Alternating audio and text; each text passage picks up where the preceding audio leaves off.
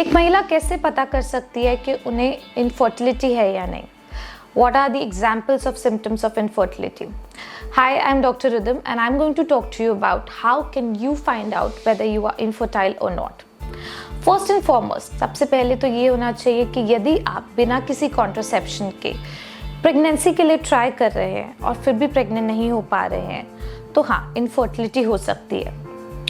पर यदि आपकी कोइटल फ्रीक्वेंसी ही कम है, so first and foremost coital inadequacy या फिर इंटरकोर्स करने में दिक्कत यदि आप अनुभव कर रहे हैं और ढंग से नहीं हो पा रहा है तो ये इनफर्टिलिटी का एक सिम्टम है। सेकेंड, यदि आपकी साइकिल्स डिलेड है, जिसका मतलब जो एग फॉर्मेशन है वो या तो हो नहीं रही है या बहुत लेट हो रही है, तो आप सही फर्टाइल विंडो को आइडेंटिफाई नहीं कर पा रहे हैं जिसमें आप ट्राई करें और प्रेगनेंसी हासिल कर सकें। थर्ड, बहुत वजाइनल डिस्चार्ज होना या सर्वाइकल डिस्चार्ज होना और वजाइना में पेन रहना, ये STDs या पेल्विक इन्फ्लेमेटरी डिजीज का सिम्टम होता है। यदि कोई ऐसा इन्फेक्शन होता है तो वो भी प्रेगनेंसी हासिल करने में डिफ़िकल्टी पैदा करता है, क्योंकि स्पर्म इन सिक्रीशंस को ट्रेवर्स नहीं कर पाता और प्रेगनेंसी नहीं हो पाती।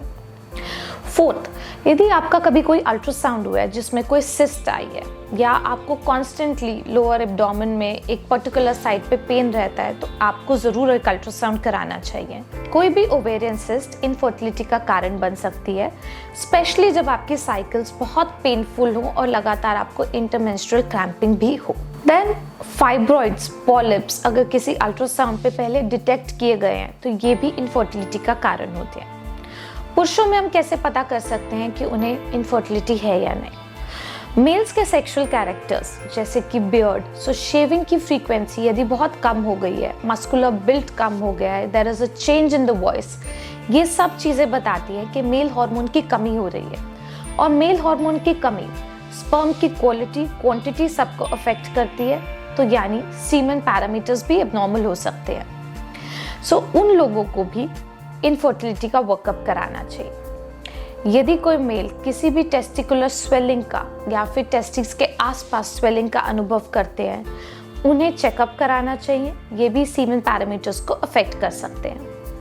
मेल्स में भी इन्फेक्शन कॉमन है, तो रिपीटेड यूरिनरी इन्फेक्शन होना या पस डिस्चार्ज होना, ऐसे मेल्स को भी जल्दी इवैल्यूएट करना चाहिए क्योंकि ये भी एक इनफर्टिलिटी का सिम्टम है।